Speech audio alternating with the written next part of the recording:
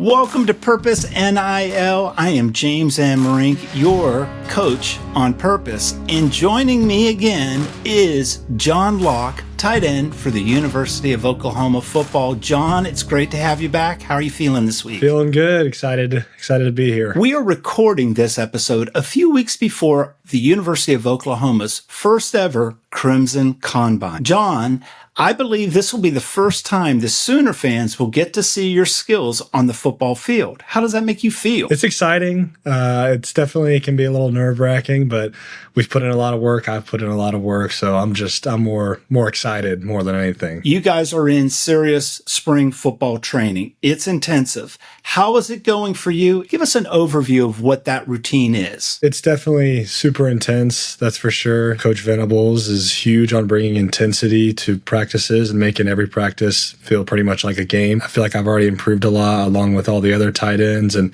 certainly not one for someone who wants something easy. Every practice is over 3 hours. You're going the entire time, so it wipes you out for sure. Well, we understand that it's an intensive time, and we appreciate you taking out the time to spend with us on Purpose NIL.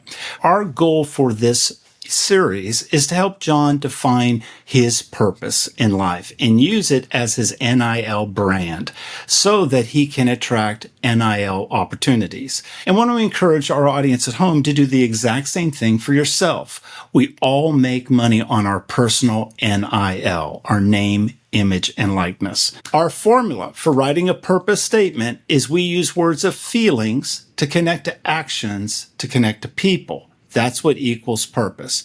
John, as a recap, do you mind sharing with the audience what core feelings you were able to identify? The core feelings I was able to identify so far have been love, the feeling of grateful, investment, passion, secure, peace, and inspire. Now that you are in spring football and you've been able to identify these core feelings, can you give us any story examples of when you've been able to intentionally or you found yourself living your purpose and you were able to identify, that's giving a feeling to another? So just the other day on Tuesday at our practice, we'd been off for a week, and so it was back at it again. And when we finished doing our warm-up at the start of practice, I just kind of had this surreal moment to myself of feeling super grateful, just to be able to be on that field and playing for this school. And it really overwhelmed me in this super quick moment that we were doing these jumping jacks, and I was overwhelmed with the feeling of gratefulness, which is one of my core feelings. And that's great, because I do understand on one of the previous episodes, you did talk about the stress and anxiety that you feel in those intense moments when you're trying to balance football, NIL, and academics. I could imagine in that moment of feeling grateful, it helped you identify a feeling that you love to feel to help you be able to go give good feelings to others. 100%. Okay, so John, we were also able to identify the core actions, the things that you love to do. Do you mind recapping what your core actions are? My core actions from being a kid and still now that we came up with are the action of achieve, dream, exceed, lead, and practice. Fantastic.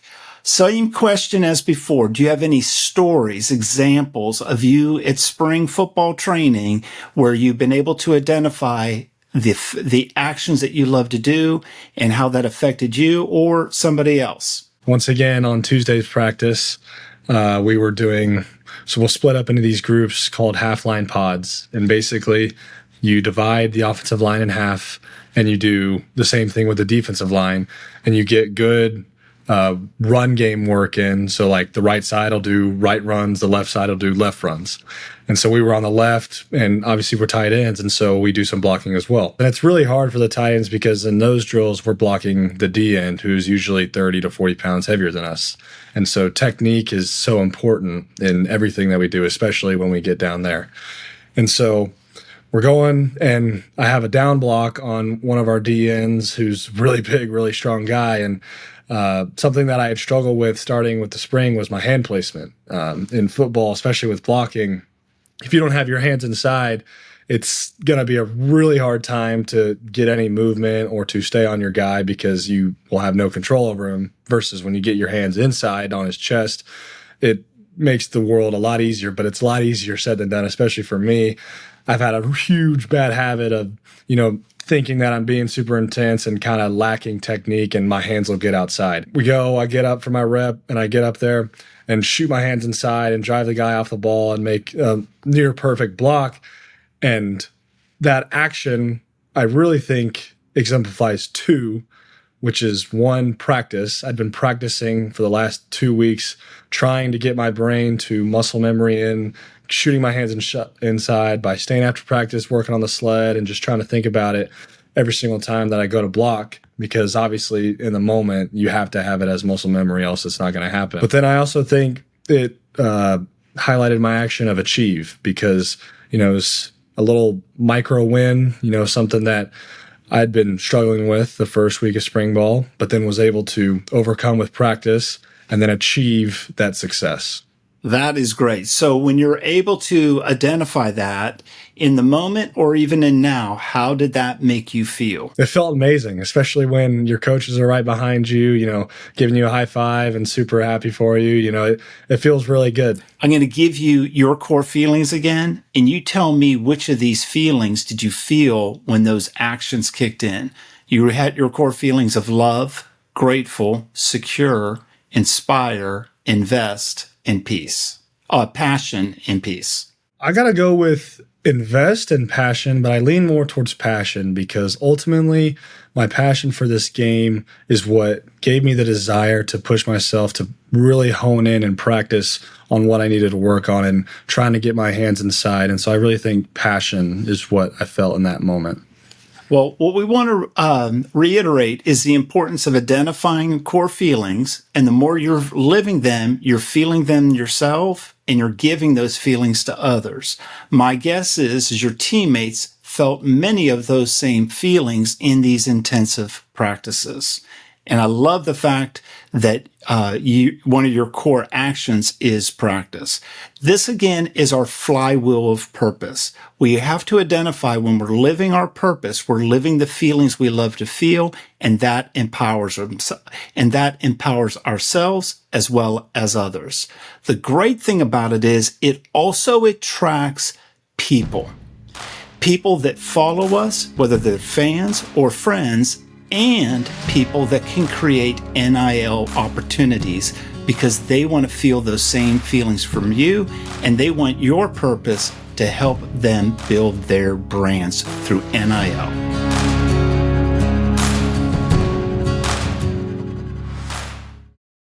Give a little life update. Been a heck of a year. Turned 39, married the love of my life, and really found my vocational calling. I did some work last year to figure out, all right, what's my purpose? So I had just called off an engagement, had just moved from Montana, walked away from a job that I really loved and was passionate about, just hit a rock bottom moment, like I'm starting all over again. I really want to lean in and figure out why I'm here. I need to figure out my purpose. So that's when I enrolled in the Purpose of You Masterclass. Knowing your purpose can transform your life. Go to purposeofyou.com to learn more. My purpose is to love and connect with people, inspiring them towards freedom and helping them create their dream life.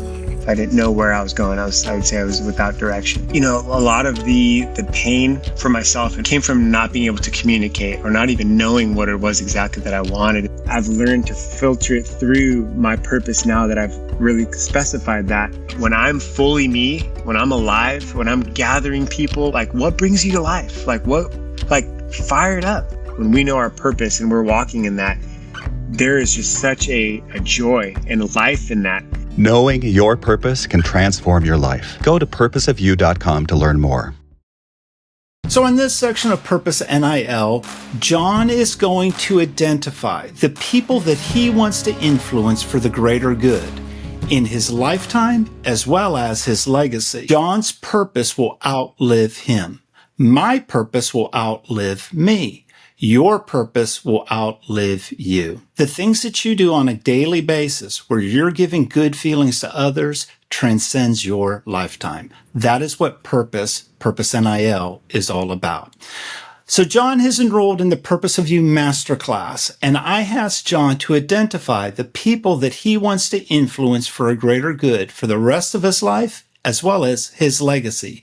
John, what were you able to come up with? Yeah, sitting there and really thinking about it, I was able to come up with, 4 different groups of people that I would like to influence in my life. And those 4 groups being children, men, leaders, and family. Let's walk through each of them one at a time and just give us a little context, some story of how you came up with, let's start with children. So with children, what I immediately thought about is that, as I go through my journey in life, I want to inspire the people, especially in my wake. And usually, especially at this age, that's going to be children, because I know what it's like to have experienced each part of my life at each age. And I know that there's other kids and other people younger than me that want to experience the same things that I have. Men was another people group that you wanted to influence for a greater good. I want to be an influence to all men because I feel like it can be really hard for us because there's a lot of pressure for men, especially those who come from not so fortunate families or whatever situation it may be. There's always a different level of pressure on men, especially when they get to the mid-20s to 30s age on figuring out what they want to do with their life, or the pressure of feeling like they got to get a job and provide. If I can influence those people, or that group of people, specifically men, in any way possible, just through maybe my work ethic or how I approach things or the things I've been able to accomplish with the mindset that I've had, I think that would be huge. That is fantastic. And men always need supportive friends and supportive leaders around them. Right. So leaders, I think, is one that I would really like to inspire with my story, because a lot of times when you think about a leader, you think about the person winning the Heisman or the person that is the most well-known on the team in terms of the outside view. For example, at my last school at Louisiana Tech, I wasn't someone who was, catching the ball and doing this stuff to get outside publicity. But, when it came down to the off season, when it came down to what it meant to be a Louisiana Tech Bulldog, I was exemplifying that on a daily basis and was someone that was considered to be a leader in everything we did, from practice to the workouts. And so I just want to be able to influence people in that aspect, because it takes silent leaders to get things done. And I want to identify as well that one of your core actions is lead. So it's great that you've been able to identify that you love to lead and you want to influence leaders. That is fantastic. All right. Family, I believe, was the last of your 4 people groups that you want to influence for a greater good. How'd you come up with that? Well, obviously, I'd love to influence my immediate family now, but that one's more so whenever I'm a father one day. I want to be able to have the same influence that my dad and my mom did on me with my entire family, my kids and my wife. I think that's something that's super important and that I'll continue to be able to build on as I continue my journey up until I am the man in the family. Love that. Love that. Exciting stuff. All right. To our audience at home, our formula for John and for you to writing a purpose statement are feelings put to actions to connect to people. Going forward, John is going to take those key words that he's already identified in this episode of the feelings, the actions, the people, and he's going to use those words to build simple declarative sentences that help identify his purpose, a purpose statement, much like a mission statement for a company. But this is a personal purpose statement that he can directly connect, and you can too, to your own name, image, and likeness. Hey, my name is Ray Nahara. My purpose is to love and connect with people, to inspire them towards freedom, and help them create their dream life. Knowing my purpose and knowing that this is who I am, so it's helped me to say no. That no means when I do say a yes, I'm able to be 100%. I'm able to be present. My hopes with it are just for people to to come alive and stay alive. Like for people to walk in the power of like being lit up, knowing why they're here. There's nothing like it, so that the good things, the best things can flourish and bloom. Knowing your purpose can transform your life. Go to purposeofyou.com to learn more.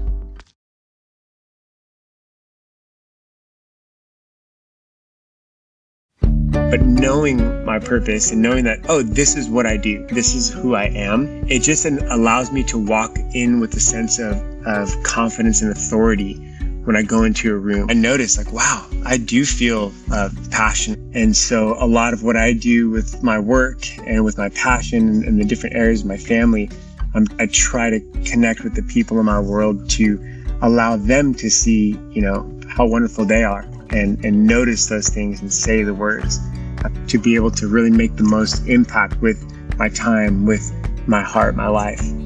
Discovering your purpose can transform your life. Go to purposeofyou.com to learn more.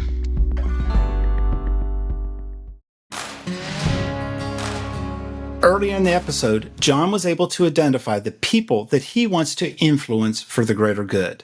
To influence people, that requires social media. If you're concerned about your NIL, you need a social media plan. The good news is Dr. K over at Oklahoma State University has created a great program called Brand Squad, where she assembles students that care about marketing, social media, influencers, photographers, marketing executives, that they help college athletes with their NIL branding and social media. So to help you today, as well as John, Dr. K, welcome to Purpose NIL. How did you come up with the idea for Brand Squad? Well, I was asked at the very beginning of NIL, I was asked by the dean of the business school and the athletic director, would I be willing to teach a class on, name, image, and likeness, personal branding, or something to help our student athletes at Oklahoma State get ready for the opportunities that were to come. And then I thought, well, if I'm going to teach a class on personal branding for student athletes, I don't know that that's all that we need at Oklahoma State. I think we need something more. And so I'm the advisor of the marketing club. I go to the marketing club. I say, how many of you guys want to help out our student athletes with their name, image, and likeness? And 50 hands went up, and voila, we have the Brand Squad. Today, we have 150 members in the Brand Squad, and we help our student athletes get deals, create a lot of content, get their social media ready, do all the things that kind of agencies do, but we don't get paid. We just get job opportunities because 100% of our Brand Squad gets placed into jobs upon graduation in sports marketing if they choose to do that. That's huge. And that's also why we started a sports marketing program at Oklahoma State. I love this program. So what are some of the common mistakes or challenges that athletes have with their own social media when it comes to NIL? I think one of the biggest issues is, followers matter. Followers matter to the businesses. You want a business deal and you've got 2,000 followers. You might be pretty good on the field, but that's not probably going to go for a business. And so one of the problems is being able to get followers. And the second problem is, and they go hand in hand, is that a lot of the content from student athletes are just on the field, practice, games, working out. But it's behind the scenes, getting to know the student athletes that we've found is really, really important in terms of getting more followers and being really attractive to businesses. What are 3 tips that you feel every high school or college athlete should know about their NIL? Yeah, I think the first thing is to do a brand audit. Now, a brand audit sounds kind of academic, but actually it's just taking a look at where am I at right now? How many followers do I have on Instagram? What's my engagement rate? What about on TikTok and all the other, platforms that there might be? What is my engagement rate? How many followers do I have? What's my highest producing post? And where do I want to be? Sort of setting that benchmark. Especially if you're in high school, where do I want to be with my followers? Where do I need to be? And I think that, you've got to be over 10,000 followers to get some of those decent business deals. And then you've got to be way more than that to get the real big business deals. But it's number one, doing a brand audit to see where you're at. Number two, we call it clean up in aisle 14. When student athletes maybe were 14 years old, maybe they posted stuff on their social media that they would prefer to not have there, as, for instance, it might be something that businesses don't think is really funny. It might have been funny when you were 14, but probably not funny anymore. So clean up your social media, take down some of those posts. And finally, think of your social media as sort of like your business resume. If you're trying to get business deals, are you presenting the story that you want people to know about you? And it cannot just be that you're an athlete on the field, unless you are the superstar, greatest athlete on the team. But it's not necessarily that alone is going to get the millions of followers. And so how do you create the kind of following that you need for a business opportunity? So for instance, John, if you're from Texas, then you've got a lot of followers in Texas, probably from your hometown and all of those things when you played in high school. And that's really, really important to a business. And businesses don't think about that. They think about, well, it's got to be in Norman because that's where he plays. So we've got to be in Norman. No, you probably have more followers in Texas, and maybe even Louisiana, right? So where are those followers? And those things need to be attractive to businesses as well. So we want results. I mean, NIL isn't giving a student athlete money. This is a business exchange. And if I can get more people coming into my pizza place because John posts about it, then that's a great thing. I want John to have an opportunity to ask you, Dr. K, as an expert, one of his questions. John? Yeah, so I guess the big thing on, so going to Louisiana Tech wasn't necessarily a huge brand, and football wasn't something that was really looked upon as a huge thing, whereas here at Oklahoma, it's pretty much everything. And so how can I be trying to maximize everything I can to grow my following, and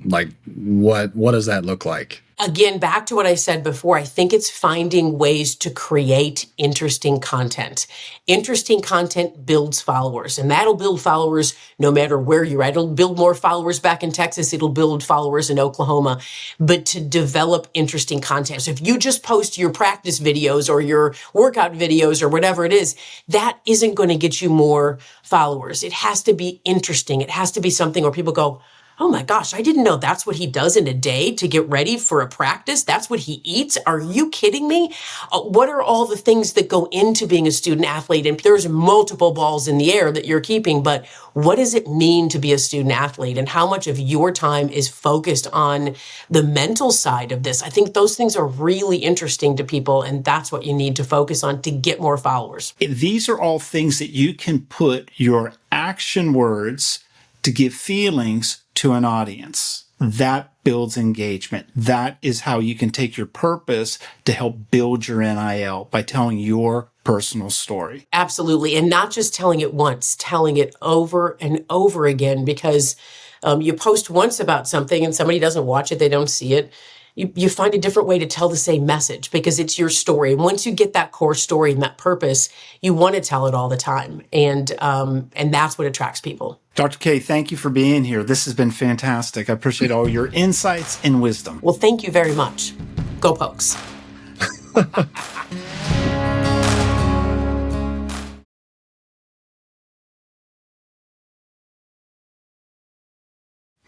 I'm just super thankful that I took the time to go through this masterclass and invest in myself to really discover my life's purpose, because we know our purpose and we're walking in that. There is just such a joy and life in that. Take the time, go through the course. It's absolutely worth it. And I'm living proof of that. To learn more about discovering how your purpose can transform your life, go to purposeofyou.com and take the free online transformational assessment. So in closing, what is one thing, John, that you've learned about yourself or your purpose this past week? So what I learned about myself this week is that I really do care about the people that I influence in my life. And it's definitely something that plays a bigger role than I thought it would, especially with children. I really feel like that, being able to influence children is going to play a huge role in who I am as a person and my purpose. Thank you for being here, John. Follow John on X at John Locke OC and on Instagram at John_Locke3103. We want to thank Dr. K for joining us as well. Her social media is on the screen. For more information about the Purpose of You Masterclass, as well as the Purpose of You free transformation assessment, go to purposeofyou.com. And please follow me on social media at #JamesMRink. In our next episode, John is going to be drafting his very first purpose statement for his life, using these words of feelings, actions, and people. We'll see you the next time on Purpose NIL.